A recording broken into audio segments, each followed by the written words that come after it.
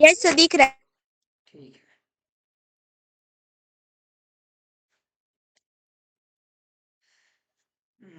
हम्म, तो हम लोगों ने बल के बारे में तो खत्म ही कर लिया था। तो जो अपना बल चैप्टर है, गति का नियम तीनों, इसके बाद बल संरक्षण का जो संरक्षण का नियम था वो भी, तो ये सारा चीज तो हम लोगों ने पूरा कर लिया था। तो वहां पर तो कुछ अब बचा हुआ नहीं ही है।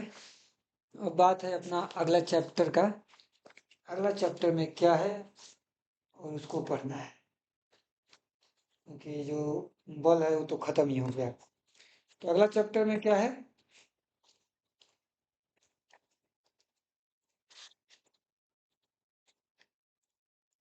पता है क्या अगला चैप्टर में? तुम लोग के पास कार्य और ऊर्जा नहीं था क्या पढ़ने का? कार्य और ऊर्जा है सर। है ना? Yes sir yes sir. 5 हाँ, 5 चैप्टर में पांच चैप्टर। गुरुत्वाकर्षण के बाद है। दर्शन पढ़ना है अच्छा, गुरुत्वाकर्षण पढ़ना है। सर। हम्म, ठीक है। तो गुरुत्वाकर्षण है अपना, गुरुत्वाकर्षण पे एक बार देखते हैं लोग। कहाँ गया?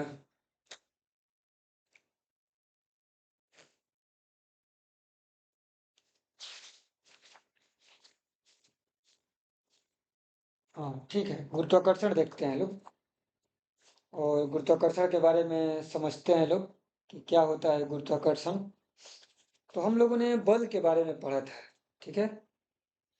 हम लोगों ने ये देखा था कि बल क्या होता है और कैसे कैसे बल कार्य करता है। ये सारा चीज हम लोगों ने देखा था। बल का जो मेन चीज हम लोग को निकल के आया था हमारे पास, वो ये था कि बल के द्वारा हम किसी भी वस्तु के अवस्था में परिवर्तन कर सकते हैं। अवस्था में परिवर्तन का मतलब ये था कि चलती हुई को रोक सकते हैं, रोकती हुई को चला सकते हैं, कम स्पीड में ज़्यादा में कर सकते हैं, ज़्यादा को कम में कर सकते हैं। और मैथमेटिकल रूप से हमने ये समझा आकृति था। में। हाँ, और गणितीय रूप से हमने ये समझा था कि बल का मतलब ये होता था कि संवेग में परिवर्तन की दर। जब संवेग में परिवर्तन होता है तो उसी को हम लोगों ने किस चीज का नाम दिया था? बल का। बल का F बराबर ma, वही हम लोगों बल ने सीखा था। F बराबर ma का मतलब ही क्या होता था? संवेग में परिवर्तन का दर। अगर संवेग में परिवर्तन हो रहा है तो यानी कि बल आ रहा है। अब बात यह है कि बल लगेगा कैसे, ये इंपॉर्टेंट चीज है। बल किस प्रक्रिया के द्वारा लगता है? जैसे कि हम लोगों ने दो तीन एग्जाम्पल लिया था बल के बारे में। क्या क्या एग्जाम्पल लिया था? एग्जाम्पल के लिए कि हमने देखा था कि जब किसी सतह पर किसी वस्तु को रखते थे तो इस वस्तु पे बल लगता था, ऊपर की तरफ अभिलंब बल, जो कि सतह ने इस वस्तु पर लगाया। नीचे की सतह ने इस वस्तु पर लगाया तो ये अभिलंब बल लगता था। अथवा जब इसी वस्तु को आगे की तरफ खींचते थे तो पीछे की तरफ भी बल लगता था। तो इन दोनों बल घर्षण बल। में, हाँ, घर्षण बल। इन दोनों बल में एक चीज है कि बल तभी लग रहा है जब दो सतहें आपस में संपर्क में हो। एक प्रकार से ये संपर्क बल है। कैसा बल है? संपर्क बल। संपर्क संपर्क बल। हाँ, क्योंकि ये संपर्क में आने से लग रहा है। अगर चीजें संपर्क में न आती तो ये बल न लगता। यानी कि जब तक से एक वस्तु को नीचे के सतह पे न रखेंगे तो घर्षण बल नहीं लगेगा, अथवा नीचे से ऊपर में अभिलंब बल नहीं लगेगा। लेकिन कुछ बल ऐसी भी होती हैं जहां पर संपर्क का जरूरत नहीं है, सीधे ऐसे ही काम करता है बिना संपर्क के। उसी में से एक बल है अपना गुरुत्वाकर्षण बल। कौन सा बल? गुरुत्वाकर्षण बल हाँ। गुरुत्वाकर्षण और बल। कैसा बल होता है जैसे इसमें संपर्क नहीं लगता है? चुंबकीय बल हाँ, चुंबकीय बल। चुंबकीय बल। और कोई एक और बल होता है, ठीक है ना?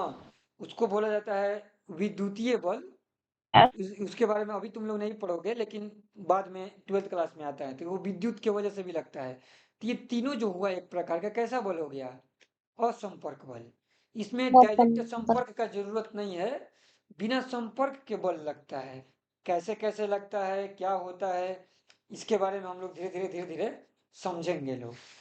तो अब हम क्या करते हैं, इस चीज को समझना शुरू करते हैं, ये चीजें कैसे कैसे काम करती हैं।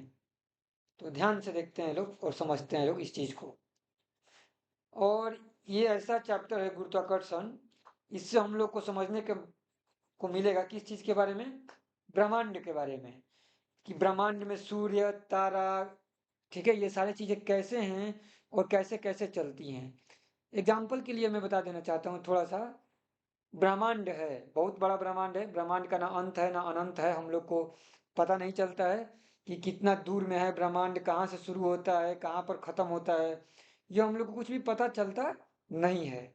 लेकिन इसके बावजूद क्या होता है, ब्रह्मांड में एक तारों का समूह है। हमारा जो तारा का समूह है उसका नाम क्या है? आकाशगंगा। आकाशगंगा। हमारा जो तारा का समूह है उसका नाम है आकाशगंगा। तो हम लोग आकाशगंगा में रहते हैं, ये बात हो गया। अब आकाशगंगा जो है ऊपर ऊपर बहुत दूर का क्षेत्र क्षेत्र हो गया। आकाशगंगा में तारों का भी समूह है, तो अलग अलग समूह है। तो अपना जो मेन तारा है वो है सौर मंडल। सौर मंडल में जो सूर्य है वो अपना मेन तारा है, ठीक है। और उस सूर्य के चारों तरफ ग्रह चक्कर लगा रहे हैं। अब हर ग्रह का अपना चूंकि द्रव्यमान है और उसी द्रव्यमान से गुरुत्वाकर्षण बल लगता है। उसी चीज को हम लोग यहाँ पे समझने वाले हैं कि कैसे कैसे वो गुरुत्वाकर्षण बल काम करता है। इस चीज को हम लोग समझने वाले हैं। ध्यान से इसको धीरे धीरे देखना शुरू करते हैं लोग।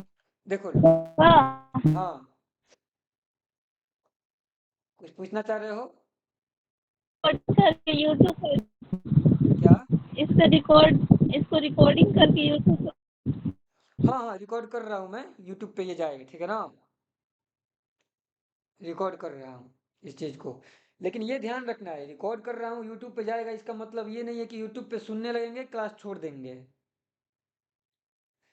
सर यूट्यूब पे, उसमें आपका आवाज सुनाई नहीं दे रहा है। हाँ वो थोड़ा सा गड़बड़ था, ये आज मैंने दूसरे तरीका से कोशिश कर रहा हूँ, उसमें आवाज अच्छे से जाएगा, ठीक है ना। वो थोड़ा सा दिक्कत हुआ था, उसमें ठीक भी है सर। टेक्निकली दिक्कत था थोड़ा सा। तो आज वाला में आवाज अच्छे से जाएगा। लेकिन ध्यान ये देना है कि क्लास में रहना है, जो नहीं समझ में आएगा उसको यूट्यूब पे दोबारा देख लेंगे, वो अलग चीज है।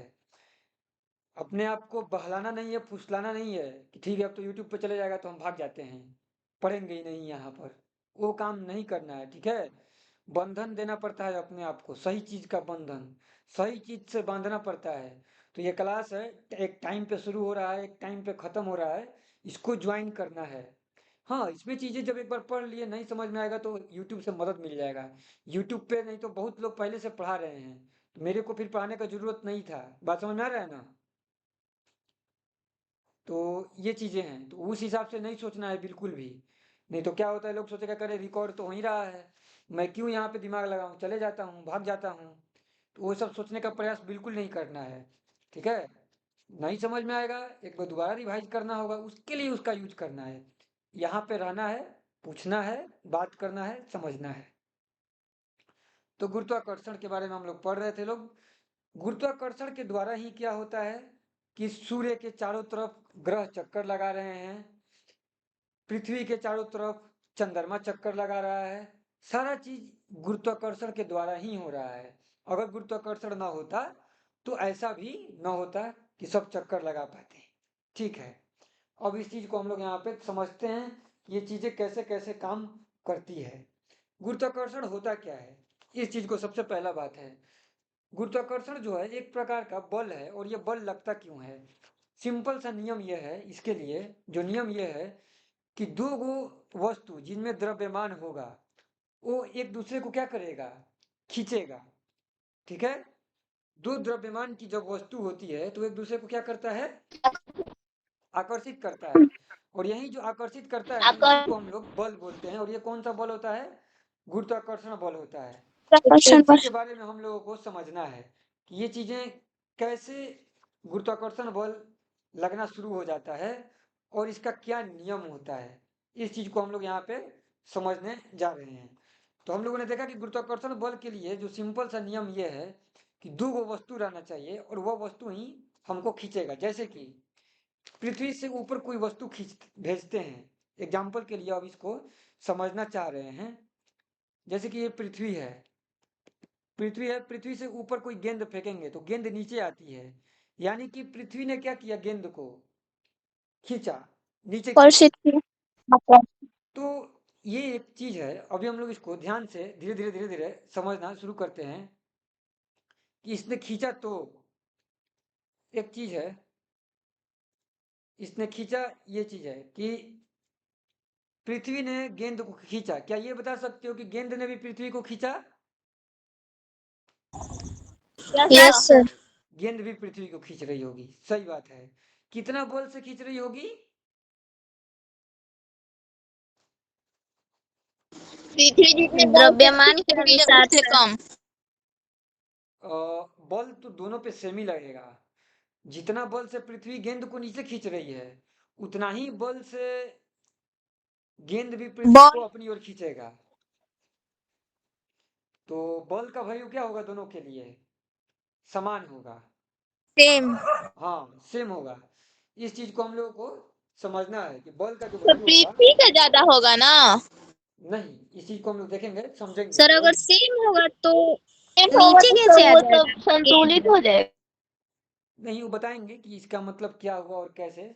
संतुलित, देखो संतुलित होता है एक दूसरा पर, एक वस्तु पे लगता है तब ना, दोनों में असंतुलन है। जब दो वो वस्तु है और दोनों एक दूसरे को खींच रही है, तो दोनों एक दूसरे के पास आएगी। ठीक है, दोनों एक दूसरे के पास आएगा। इसको बताते हैं, आगे चलेंगे तो दिखाएंगे कि कैसे संतुलन और असंतुलन काम कर रहा है। यहाँ पे सब चीज दिखेगा। तो हमको ये तो पता चल गया कि जो गेंद है, गेंद को जब पृथ्वी पे से गेंद को ऊपर फेंकते हैं, तो गेंद पे एक प्रकार से असंतुलित बल लगने लगा, क्योंकि पृथ्वी उसको नीचे खींच रही है और ऊपर खींचने वाला कोई नहीं है। तो असंतुलित बल लगता है एक प्रकार से। इसीलिए वो क्या करता है, गति करता है और नीचे आता है। असंतुलित का मतलब भी क्या होता है कि चाल बढ़ना चाहिए, तो चाल बढ़ता है ना इसके नीचे आते समय। ऐसा तो है नहीं कि एक समान चाल से गति करता है, चाल तो फिक्स रहता नहीं है। ऊपर से छोड़ेंगे तो चाल जीरो, और जैसे जैसे नीचे आते जाएगा धीरे धीरे चाल बढ़ता जाएगा बढ़ता जाएगा। सबसे हाईएस्ट स्पीड कब होता है? जब कहाँ पे टच हो जाता है?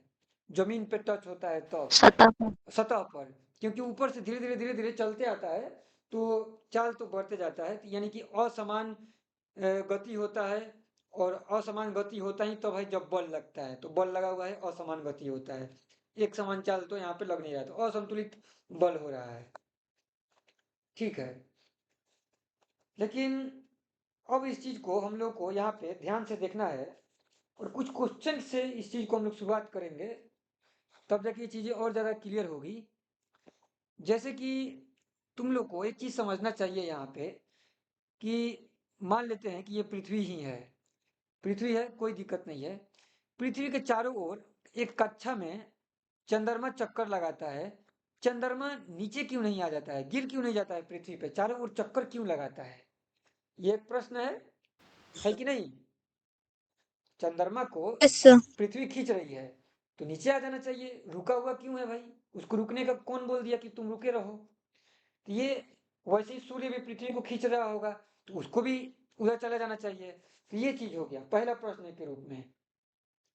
दूसरा चीज है, हम लोग को ये भी मालूम था, जैसे कि पढ़े थे पहले भी, एक हमने एग्जाम्पल भी किया था, उस एग्जाम्पल को फिर से समझेंगे कि पृथ्वी पर से अगर मान लेते हैं कि ये पृथ्वी है, इस पे से हम गेंद को फेंकते हैं, तो गेंद सबसे पहले ऊपर जाना शुरू करता है, एक ऊंचाई तक पहुंचता है, और ऊंचाई तक पहुंचने के बाद वो नीचे गिरना दोबारा शुरू हो जाता है। तो ये भी स्थिति होती है। इस चीज एग्जाम्पल को दोबारा एक बहुत एक बढ़िया से समझते हैं, गेंद वाला एग्जाम्पल को, क्योंकि ये आवश्यक है इसको समझना। कैसे कैसे होता है ये चीज? जैसे इसमें वस्तु को हमने नीचे से ऊपर फेंका, तो होगा क्या यहाँ पर? हमने क्या किया यहाँ पे, एक बल दिया, बल के द्वारा एक गति मिल गया, इसको आरंभिक कुछ वेग मिला। मान लेते हैं कि 50 मीटर पर सेकेंड से क्या हुआ, ये ऊपर जाना शुरू हुआ, कि इसका चाल धीरे धीरे धीरे धीरे क्या होगा, कम होगा। कम। क्यों कम होगा? क्योंकि इस पे गुरुत्वाकर्षण बल लग रहा है, और गुरुत्वाकर्षण बल किधर लग रहा है, ऊपर की नीचे? नीचे। नीचे बल लग रहा है, ध्यान जी देना है जी। वही चीज, कि जो बल लग रहा है, गुरुत्वाकर्षण बल एफ जी से दिखा रहे हैं, वो नीचे लग रहा है। तो बल चूंकि नीचे लग रहा है, तो त्वरण भी किस दिशा में होगा? नीचे। नीचे। ठीक है, त्वरण जरूरी नहीं है कि किसके दिशा में हो, जिधर वस्तु जा रहा हो वस्तु जाने वाली की दिशा में त्वरण नहीं होता है। त्वरण किस दिशा में होता है? जिस दिशा में बल लगता है, जिस दिशा में बल लगता है उसी दिशा में त्वरण होता है। अब वस्तु की गति अगर त्वरण की दिशा में है अथवा बल की दिशा में है तब तो चाल बढ़ेगा, और अगर उसके विपरीत है तो चाल क्या होगा? घटेगा। घटेगा। तो यहाँ पे हम लोग को हटेगा। ये सीखा कि वस्तु को नीचे से फेंके थे, तो हमने फेंका तो था, तो हमने चाल तो दे दिया। हमने अपने मांसपेशी में, हमारे पास चूंकि शरीर में बल है, तो उस बल का प्रयोग करके हमने इसको चाल दे दिया, ये चलना शुरू हो गया, ऊपर जाने लगा। लेकिन उसके बाद क्या हुआ? जाने तो लगा लेकिन बल नीचे लग रहा है, तो उसका स्पीड धीरे धीरे क्या होने लगेगा? कम होने लगेगा। तो ऊपर जा कम तो रहा होने है, लेकिन जाते जाते जाते जाते एक अंतिम स्थिति में इसका चाल धीमा हो जाएगा, बहुत धीमा हो जाएगा। तो 50 मीटर पर सेकंड से चला था, लेकिन अंत में 0 मीटर पर सेकंड हो जाएगा। ठीक है। बल का दिशा बदलेगा क्या? कभी भी नहीं बदलेगा। बल हमेशा नीचे लगता ही रहेगा। वस्तु ऊपर जा रही है, बल नीचे लगता रहेगा। रुकने के बाद क्या करेगा बल? उसको फिर अपने तरफ, अब कहेगा कि अब तो तुम रुक गया, अब खींचे। मेरे तरफ आना शुरू कर दो। तो अब ये आना शुरू कर देगा। पहले भी ये एक प्रकार से क्या कर रहा था? अपने तरफ ही बुला रहा था, लेकिन हम चूंकि शुरू में गति दे दिए थे, तो एक पे एक खत्म नहीं होगा। पहले बल क्या करता है? उसके गति को कम करता है, और फिर कम करने के बाद अपने तरफ बुलाना शुरू कर देता है। तो ऊपर गया, रुका, जब रुका उसी समय हाईएस्ट ऊंचाई हुआ, है कि नहीं? वही अंतिम ऊंचाई यस हुआ। सर। कोई पूछेगा कि कितना ऊंचाई तक पहुंचा, तो जब रुका वही अंतिम ऊंचाई हुआ। हम लोगों ने क्वेश्चन पढ़ा था कि अगर कोई बोलेगा कि यहाँ से हम 50 मीटर पर सेकंड से फेंके, और ये मतलब कि कोई बोल सकता है कि इसका कितना ऊंचाई तक पहुंचा, तो हम इसको आसानी से निकाल सकते हैं ना। v² + 2a² u² = 2a से निकाल सकते हैं। अंतिम वेग इसका 0 हो जाएगा। आरंभिक कितना है? 50 का होल स्क्वायर, और 2 गुना यस। ए कितना होगा? तो तुम लोग को पता होगा, पढ़ा है गुरुत्वाकर्षण। तो ये 10 हो जाएगा, जिसको कि 9.8 भी बोलते हैं। अब एस नहीं निकल जाएगा, और यही एस तो यस हाइट सर। होगा। यस। तो ये एस निकल जाएगा यहाँ से। 50 2500 और बटा में 20, तो ये कटेगा 125, यानी कि 125 मीटर की ऊंचाई इसने तय किया। तो ये भी हम लोगों ने पढ़ रखा है। तो ये चीजें क्या हो रही है यहाँ पे, कि कैसे गुरुत्वाकर्षण उसको काम कर रहा है, ऊपर जा रहा है और फिर नीचे आ रहा है। बात समझ में आया? ठीक है। इसी प्रकार से अब लेकिन हम लोग को ये चीज देखना है, धीरे धीरे देखेंगे लोग, कि क्या जो ए का जो वैल्यू है, जो गुरुत्वाकर्षण का बल है, क्या हर ग्रह पे एक ही रहता है? क्योंकि हम लोग ग्रह की बात करने वाले हैं। क्या गुरुत्वाकर्षण बल हर ग्रह पर एक ही रहता है, कि अलग अलग रहता है? अलग अलग रहता है तो क्यों अलग अलग रहता है? अलग। हाँ, अलग अलग तो रहता ही है। तो अलग अलग रहता है तो क्यों अलग अलग रहता है, ये भी चीज हम लोग को देखना होगा। दूसरा, ये गति एक प्रकार से कैसी गति है, ये भी हम लोग को देखना होगा। हमने दो प्रकार की गति पढ़ा था। कैसी कैसी गति? एक सरल रेखीय गति पढ़ा था, और एक हम लोगों ने गति पढ़ा था वृत्ताकार वृत्तीय गति। गति। तो ये जो गति है गुरुत्वाकर्षण में, अक्सर हम लोग देखेंगे कि ज्यादातर केस में वृत्तीय गति के बारे में समझेंगे लोग, कि वृत्तीय गति कैसे काम करता है, वृत्तीय गति के बारे में पढ़ेंगे लोग। ठीक है। तो इस चीज को हम लोग यहाँ से देखना शुरू करते हैं लोग। और बताओ, वृत्तीय गति में और सबसे मेन अंतर क्या था हम लोगों ने जब पढ़ा था? तो हमेशा क्या होते रहता है इसमें? दिशा बदलते रहता है हमेशा और हर बिंदु पे दिशा बदलते रहता है। ठीक है। हर बिंदु पे दिशा बदलते रहता है। भले चाल समान भी हो, लेकिन हर बिंदु पे दिशा बदलते रहता है। और दिशा क्या होता है? तो उस बिंदु पे स्पर्श रेखा खींच दो, तो जो स्पर्श रेखा की दिशा होगी ना, वही एक प्रकार से किस चीज की दिशा हो जाएगी? वस्तु की। वस्तु की दिशा हो जाएगी। ठीक है, कि जिस दिशा में वस्तु चल रही होगी। तो ये सारा चीज जो है एक प्रकार से हम लोगों को यहाँ पे समझना है। ठीक है। तो हम लोगों को ये समझना है यहाँ पे कि बल अब लगता कैसे है। जैसे कि एग्जाम्पल के लिए हम यहाँ पे बता रहे हैं, इस चीज को समझना है तुम लोगों को, कि वृत्तीय गति होती कैसे है और वृत्तीय गति में बल लगता कैसे है। देखो कैसे ये चीज होता है। यहाँ पे क्या होता है, जैसे कि ये एक पृथ्वी है। ठीक है। पृथ्वी से न भी समझे, तुम लोग को पृथ्वी शायद न समझ में आएगा, सीधे सीधे एक एग्जाम्पल से समझते हैं लोग।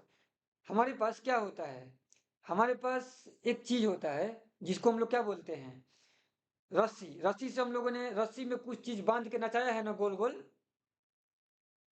Yes sir. नचाते हैं, तो वो कैसे नाच पाता है, हमको ये ध्यान देना है। जैसे कि एक कोई वस्तु है, ये गोलाकार, हमने रस्सी में बांधा और इसको नचा दिया। एक मान लेते हैं कि छोटा सा पत्थर का टुकड़ा ही है, तो गोल गोल ये कैसे नाच रहा है, क्यों नाच पाता है कोई चीज है गोल गोल, ये ध्यान देना है हम लोग को।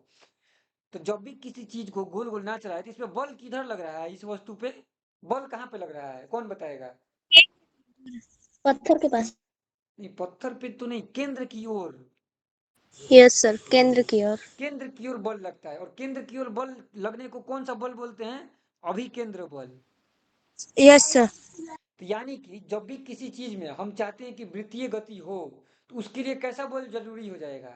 अभिकेंद्रक बल। केंद्र बल। तो अगर अभिकेंद्रक बल लगेगा तभी जाके वृत्तीय गति हो सकती है। क्योंकि देखो, बल का जरूरत कब पड़ता है? जब बल से क्या होता है, संवेग में परिवर्तन होता है अथवा त्वरण उत्पन्न होता है। और त्वरण उत्पन्न होने के लिए क्या क्या चीज चाहिए, ये बताओ। त्वरण उत्पन्न होता है, इसका मतलब क्या क्या हो सकता है? त्वरण उत्पन्न होने के लिए क्या क्या बदलना पड़ेगा? या तो क्या बदले, त्वरण का परिभाषा क्या होता है? सर वेग बदले, चाल बदले। वेग में परिवर्तन की दर होता है। Yes sir. या चाल। अगर वेग में परिवर्तन होगा तो हम बोलेंगे कि त्वरण हो रहा है, अगर वेग में परिवर्तन नहीं होगा तो हम बोलेंगे कि त्वरण नहीं हो रहा है। अब वेग में परिवर्तन का मतलब क्या हुआ, वेग कब कब बदल सकता है? दो चीज से, या तो चाल बदल जाए, या तो क्या बदल जाए, दिशा। दिशा बदल जाए, क्योंकि वेग में दिशा भी रहता है ना। Yes sir. अगर मान लेते हैं कि कोई वस्तु समान चाल से चल रही है, अगर मान लो कि ये देखो, यहाँ पे एक चीज बताते हैं, ध्यान से देखना है।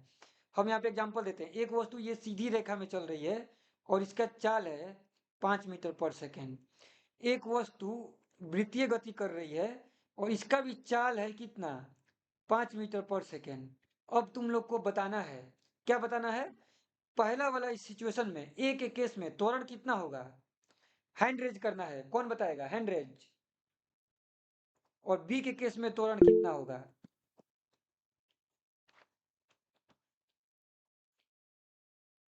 त्वरण होगा भी कि नहीं होगा? ऋषु ने हाथ रहे, बताओ ऋषु।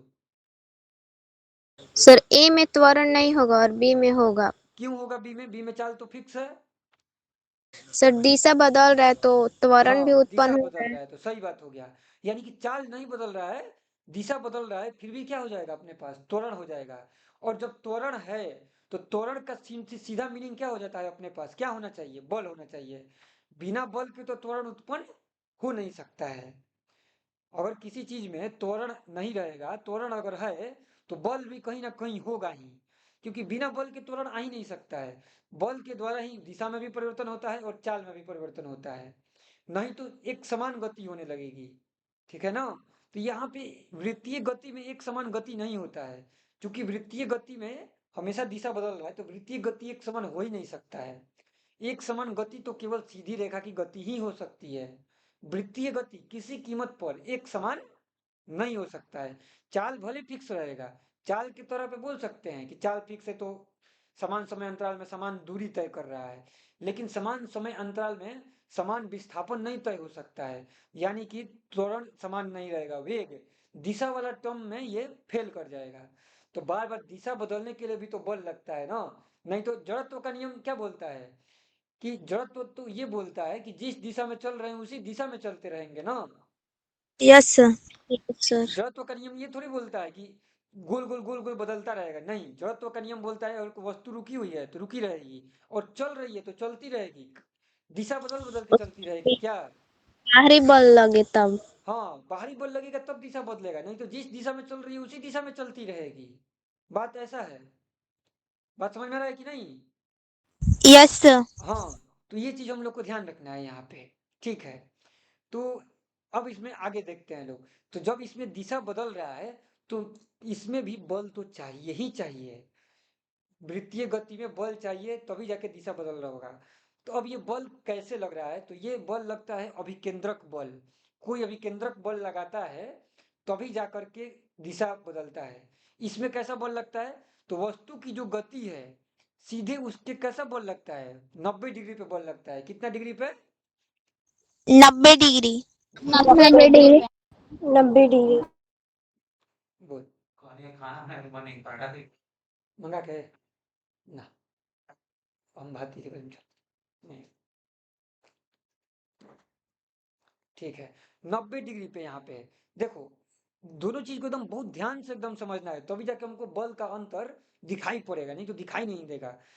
जब हम लोग सीधा रेखा में गति करते हैं, जैसे कि ये था नीचे ए के केस में, तो इसमें बल भी या तो आगे लगेगा या तो पीछे लगेगा। अगर लगना होगा तो, अगर समान चाल से चल रहा है तो बल भी नहीं लगेगा। अगर असमान चाल से अब मान लेते हैं कि कुछ त्वरण इसमें आ गया, इसमें बल लग रहा होगा, तो इसमें इसका चाल बदलने लगेगा।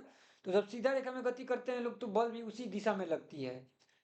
अथवा हम लोग पढ़े थे शुरू में, या तो बल उस दिशा में लगेगी या विपरीत दिशा में लगेगी, यही दो दिशा होता है।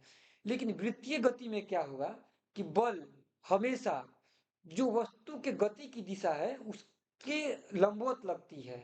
ठीक है, अगर वस्तु यहाँ पे है, यहाँ पे अगर वस्तु आ गया इस बिंदु सी पर, तो केंद्र की ओर बल लगेगा यहाँ से 90 डिग्री पे। अगर वस्तु मान लेते हैं कि यहाँ पे होगी पहले डी पर, ये बिंदु डी पर, तो यहाँ पे ऐसे लगेगी, तो उस बिंदु से त्रिज्या में जो बल लगेगा ना वही, वो दिशा में, तो हमेशा त्रिज्या की ओर बल लगता है। इसी के वजह से ही तो वस्तु क्या हो जाती है, बार बार घूम जाती है। घूम जा रही है। अगर बल लगता ही नहीं इस ऐसे तो घूमती ही नहीं ना। अगर सीधा बल लगाएंगे तो क्यों घूमेगा? तो हमेशा 90 डिग्री पे बल लग रहा है ना, गति के 90 डिग्री पे, इसीलिए वस्तु गोल गोल गोल गोल घूम पा रही है। अगर 90 डिग्री पे नहीं लगेगा तो वस्तु सीधा जाने लगेगी। तो हमेशा गति के जो गति की दिशा है उस दिशा से 90 डिग्री पे बल लगेगा, तभी जाकर के वृत्तीय गति हो सकती है। ये हम लोगों ने समझा यहाँ पे। समझ में आई बात? कोई डाउट? सर थोड़ा आपसे समझा दीजिए। मैं बोल रहा हूं कि वृत्तीय गति में, वृत्तीय गति होने के लिए गति की जो दिशा है, गति के दिशा के 90 डिग्री पे बल लगना चाहिए। गति की दिशा क्या है? जिधर गति, जिधर हम जा रहे हैं वो हमारी गति की दिशा हो जाएगी। जब तब वृत्तीय के, वृत्त के केस में क्या होगा? वृत्त के केस में एक ही चीज होगा। वृत्त के केस में क्या होगा कि वस्तु हमेशा ऐसे गति कर रही है, इधर इधर ऐसे ऐसे गति कर सर रही है। स्क्रीन ना दिख रहा है। स्क्रीन दिख रहा होगा, दिख रहा है सर। दोबारा दिख रहा रिफ्रेश है कर लो एक बार लीव करके तो दिख जाएगा। सर, दिखने लगा। हाँ ठीक है फिर। तो ऐसे ये गोल गोल गोल गोल गति कर रही है, और ये गोल गोल जो गति है इसमें कैसे है ये, एक प्रकार से ये गति की दिशा है। गति का दिशा का मतलब हम जिस दिशा में जा रहे हैं वो हमारी गति की दिशा होगी, होगी ना? सिंपल सा चीज है। Yes sir. अब जो गति की दिशा बार बार बदल कैसे जा रही है, जरूर कोई बल होगा जो बदलता है, क्योंकि गति का दिशा बदलना एक प्रकार से अवस्था का बदलना है। गति का दिशा बदलना एक प्रकार से अवस्था का बदलना है। अवस्था का बदलने का मतलब ये हो गया कि बल लग रहा होगा इस पे, नहीं तो इसका अवस्था भी ना बदलता है। बात समझ में आ रही है ना? तो बल कैसे लग यस रही सर, होगी आ इस रहा पे? है। तो 90 डिग्री पे। अब चूंकि हमेशा इस पे गति की दिशा बदल रही है तो हमेशा इस पे बल भी लग रहा है। अब हम एक क्वेश्चन पूछना चाहेंगे, हैंड रेज करना है। गति की दिशा तो हर बिंदु पे अलग अलग है, तो क्या बल की दिशा भी हर बिंदु पे अलग अलग है कि एक ही है?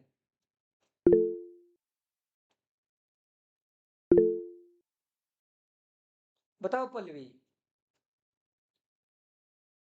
सर बल का दिशा एक ही है, कैसे? क्योंकि सर इसका वेग बदलता है, बल तो एक ही समान होता तुम बताओ रिशु। है। सर बल सिर्फ केंद्र में ही रहता है और केंद्र में ही वो मतलब पूरा दिशा में लगता है, इसी वजह से बल का मतलब एक ही है बिंदु। बल की दिशा एक ही है ये कहना चाहती हो, है ना? Yes sir. ठीक है, चलो देखो यहाँ पे बताते हैं। ये बात सही है कि बल का यहाँ पे जो चीज है वो हमेशा केंद्र की ओर ही लग रहा है, तो इस नजरिए से हम बोल सकते हैं कि बल की दिशा एक है। ठीक है, लेकिन जो दिशा चीज है वो ऐसा होता नहीं है कि इस हिसाब से, मतलब कि ये दिशा यहाँ पे दिखा देते हैं, एक दो गो दिशा बनाते हैं। देखो ये एक ब्लू से दिशा बनाए और एक यहाँ पे हम लाल से दिशा बनाए, ये दोनों दिशा लग रही है केंद्र की तरफ, तो एक इस हिसाब से बोलेंगे कि केंद्र की तरफ लग रही है तो एक ही हो गई, लेकिन ये दोनों दिशा अलग है। एक ऐसे लग रही है, एक ऐसे लग रही है। जैसे कि मान लेते हैं इस चीज को और सही करके हम दिखाना चाहें तो नीचे एक दक्षिण की ओर लग रही है और लाल वाला किधर लग रहा है, उत्तर की ओर। जो लाल वाला दिशा है वो किधर लग रही है, पूरब की ओर, उत्तर की ओर, ऊपर उत्तर की ओर। और ब्लू वाला किधर लग रहा है, दक्षिण की ओर। दक्षिण की ओर। तो मतलब कि हर पॉइंट पे बल की दिशा भी क्या है, अलग है। ठीक है, हर बिंदु पे गति की दिशा भी बदल रही है और हर बिंदु पे बल की दिशा भी बदल बदल रही रही है। है। बदल उत्तर रही है। दक्षिण गोल गोल गोल गोल बदलते जा रहा है, समझ में आया ना। Yes sir. हाँ, इस चीज यस को सर। ध्यान रखना है। क्योंकि बल जब जब क्योंकि हर बिंदु पे देख रहे हैं कि गति का दिशा बदल रहा है, तो उसी हिसाब से बल भी बदलते जा रहा है, उधर ही बल लग रहा है। ठीक है, अब आगे देखते हैं लोग, इसमें ध्यान से चलते हैं, समझते हैं। अब हम लोग को ये समझ में आ गया, चूंकि बल हमेशा 90 डिग्री पर लग रहा है और इसी के वजह से वस्तु की दिशा हर समय बदलते जा रही है और इसी वजह से वृत्ताकार गति संभव हो पा रहा है, नहीं तो वृत्ताकार गति संभव नहीं हो पाता। लगातार वेग में परिवर्तन हो रहा है। वृत्तीय गति में ध्यान रखना है कि वृत्तीय गति में लगातार वेग में परिवर्तन होता है कि नहीं। Yes sir. हर बिंदु पे यस वेग में सर। परिवर्तन हो रहा है, क्यों? कम से कम हो सकता है कि चाल समान भी हो, फिर भी वेग में परिवर्तन होता रहता है लगातार, क्यों? क्योंकि दिशा में तो परिवर्तन हो ही जाता है। वृत्तीय गति में हो सकता है कि चाल फिक्स हो, लेकिन दिशा को कौन बदल सकता है रोकने से? वृत्त का मतलब ही हो गया हर बिंदु पे दिशा का बदलना। हर बिंदु पे गति की दिशा भी अलग है, यानी कि वेग अलग अलग है, और हर बिंदु पे बल भी अलग अलग दिशा में है, ये याद रखना है वृत्तीय गति में। और जो अलग अलग बल लग रहा है इसी को अभिकेंद्रक बल बोलते हैं। अगर अभिकेंद्रक बल न होगा तो वस्तु सरल रेखा में चलना शुरू कर देगी। अभिकेंद्रक बल के द्वारा ही वस्तु वृत्तीय गति में चलती है, और कैसे चलती है ये भी हम लोगों ने देख लिया।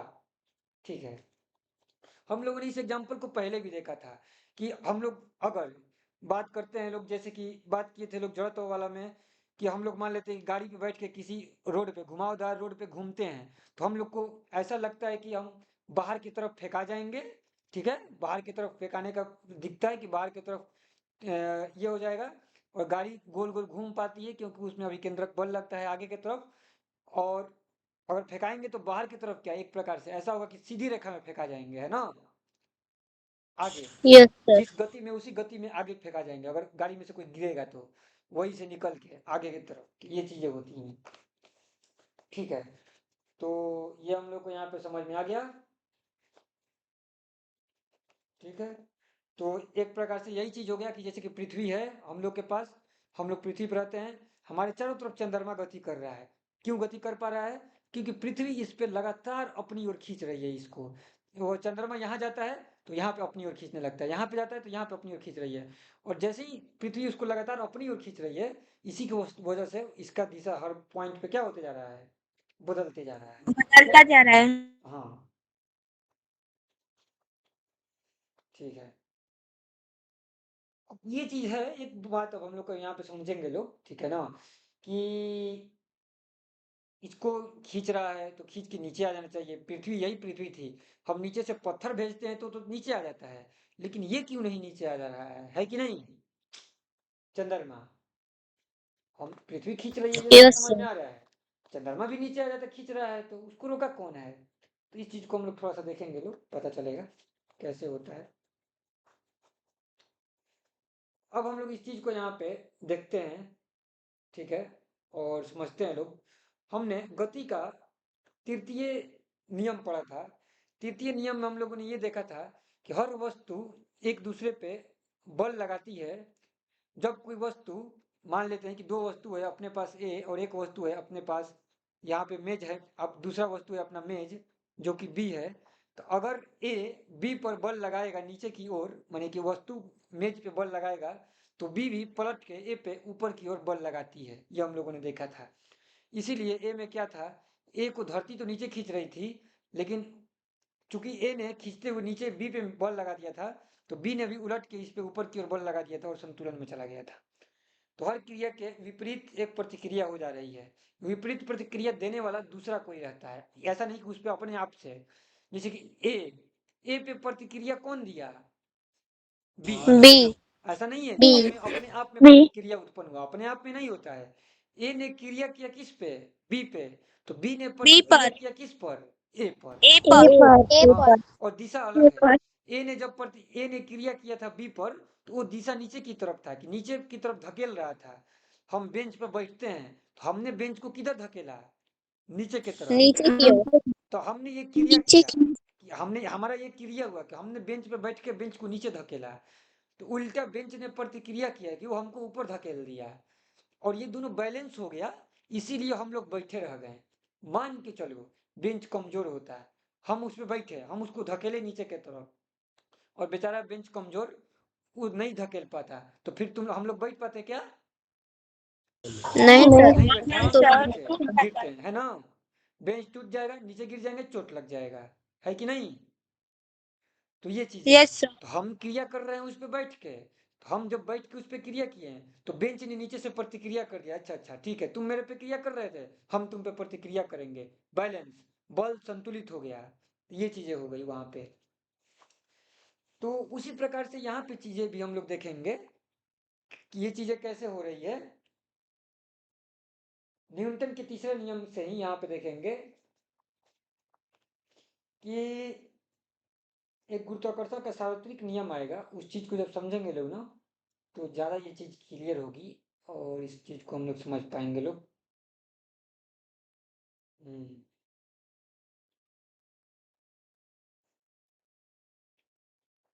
देखो इस चीज, अब नियम को यहाँ तक हम लोगों ने वृत्तीय गति पढ़ ही लिया, समझ लिया है लोग। तो गुरुत्वाकर्षण का नियम को समझते ही हैं लोग। थोड़ा सा ये गणित के आधार पे है, तो थोड़ा सा ध्यान लगाना है और समझना है, और तब जाके फिर एक बार इसको समझ जाएंगे लोग, तो बाकी चीज़ें भी समझेंगे लोग। ध्यान देना लोग। गुरुत्वाकर्षण का नियम ये बोलता है सीधे सीधे कि प्रत्येक पिंड यानी कि वस्तु अन्य पिंड पर बल आकर्षित करता है। ठीक है, जैसे कि यहाँ पे दिखाना चाहते हैं, दो वस्तु लेते हैं, सबसे पहले आसानी के लिए दो वस्तु ले लेते हैं। तो वस्तु ए ये है और ये बी है। ए क्या करेगी? बी पर अपनी ओर बल लगाएगी, खींचेगी। तो बी भी ए पर बल लगाएगी, ये भी इसको क्या करेगा? अपनी ओर खींचेगा। गुरुत्वाकर्षण का नियम ये बोला। ठीक है, कि हर वस्तु एक दूसरे पे बल आकर्षित करती है। अब देखो यहाँ पे ये दो गो नियम था, दो गो चीजें देखा है हम लोगों ने, कि ये यहाँ पे बल जो है, बल की दिशा है, मतलब कि ठीक है ना, जैसे कि हम लोगों ने देखा यार F1, ऊपर में F1 है। F1 कैसा बल है जी? F1 वो बल है जो कि बी बी लगा रहा लगा है, किसके द्वारा? ए के द्वारा, इसलिए बी को अपनी ओर खींच रहा है। और F2 नीचे वाला बल की जो दिशा है वो कैसा है? तो वो बी ने लगाया है ए पर, तो वो इसकी ओर खींच रहा है। ठीक है, अपने आप से अपने पर कोई बल नहीं लगता है, ठीक है ना?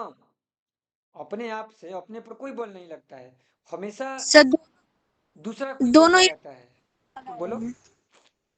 सर दोनों एक दूसरे पर बल लगा रहे हैं। दोनों एक दूसरे पे बल लगा रहे हैं, खुद से खुद पे बल कभी नहीं लगता है, ठीक है ना? जैसे कि हम लोगों ने सर ये तो न्यूटन गति के तीसरा नियम जैसा है। हाँ उसी के जैसा है, उसी के जैसा है ये, यस सर। उसी के जैसा है।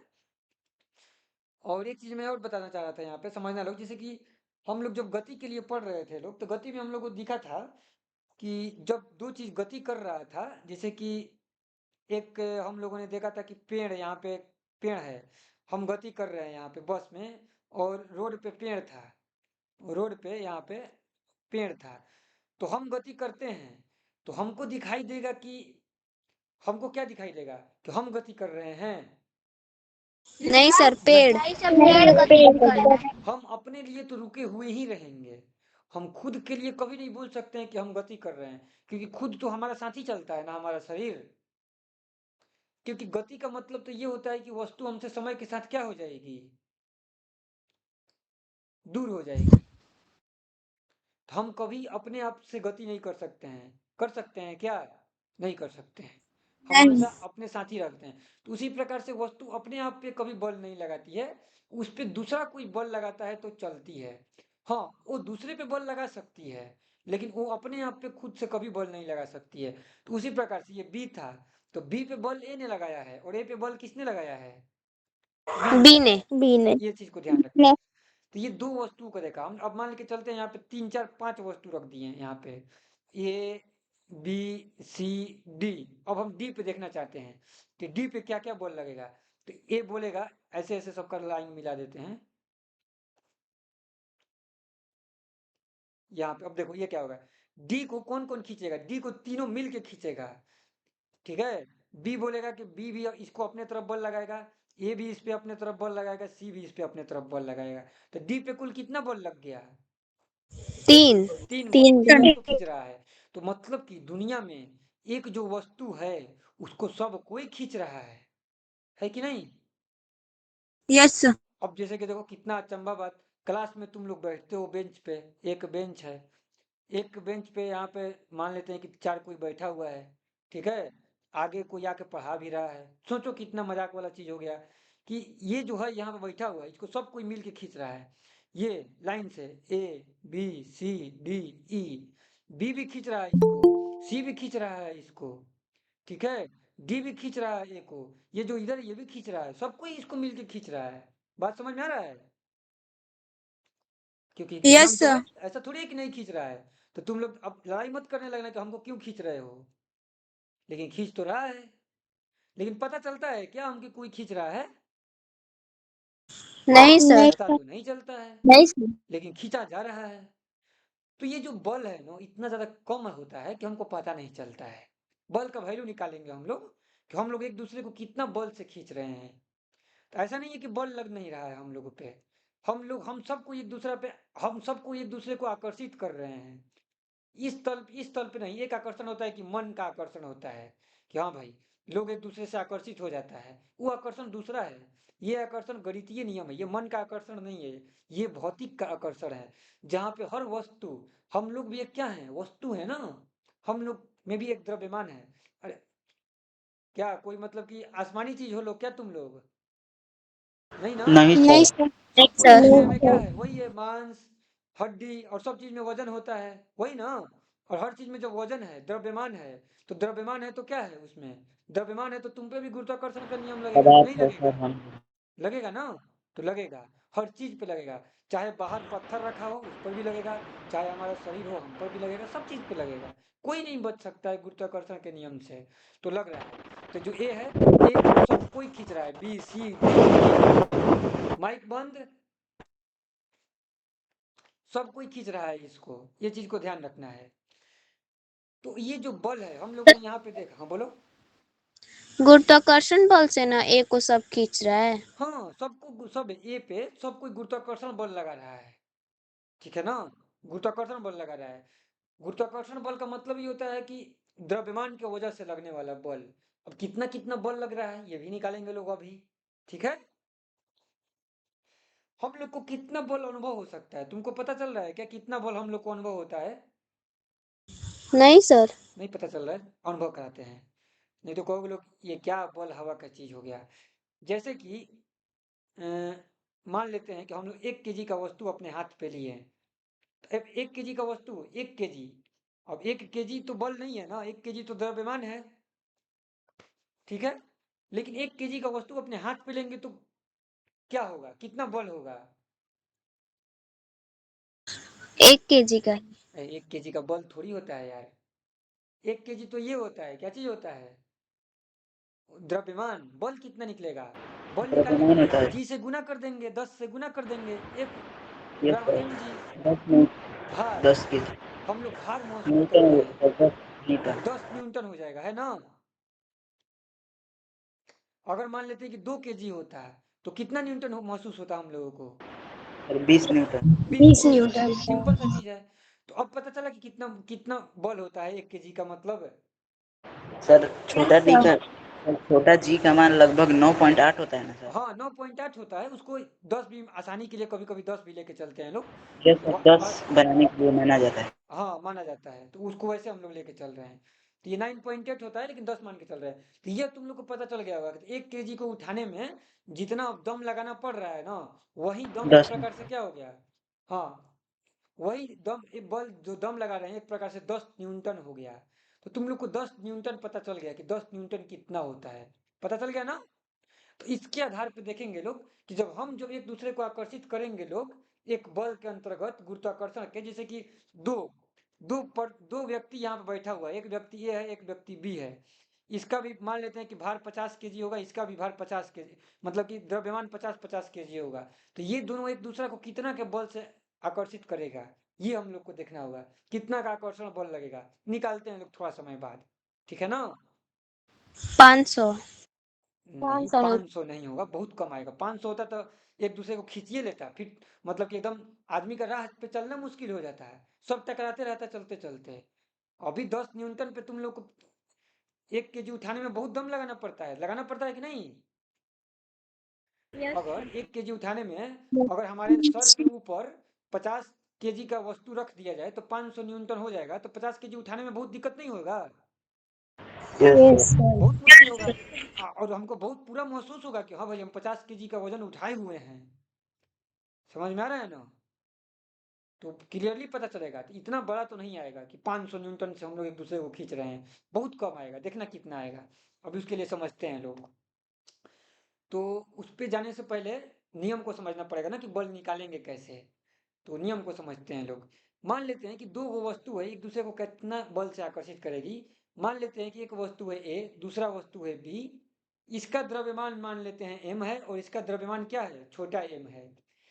तो जो बल लगता है ना, उस बल का वैल्यू आता है, वैल्यू बता देते हैं, वो आता है capital G capital M small m बटा में M R D square. Square. D क्या है, दोनों के आर बीच का स्क्वायर। दूरी। हाँ आर भी बोल सकते हो, मैंने यहाँ पे डी लिखा है तो डी स्क्वायर भी लिख दिया मैंने। तो डी स्क्वायर ये हो गया गुरुत्वाकर्षण बल का वैल्यू। और जी जो है एक नियतांक है जो कि तुम लोग को याद रखना है। अब इस जी का वैल्यू कितना होता है, और याद यहाँ पे हम गुना करते हैं 673 इंटू 10⁻⁻11 न्यूटन मीटर स्क्वायर उसके पावर -11 न्यूटन मीटर पर स्क्वायर केजी स्क्वायर, बटे ये एक केजी नियतांक स्क्वायर। हो गया। तो अब इस चीज को थोड़ा सा समझते हैं कि ये चीजें कैसे कैसे गणितीय रूप में है, इस चीज को हम लोग थोड़ा सा समझते हैं लोग। चाहे इसको डिटेल्स में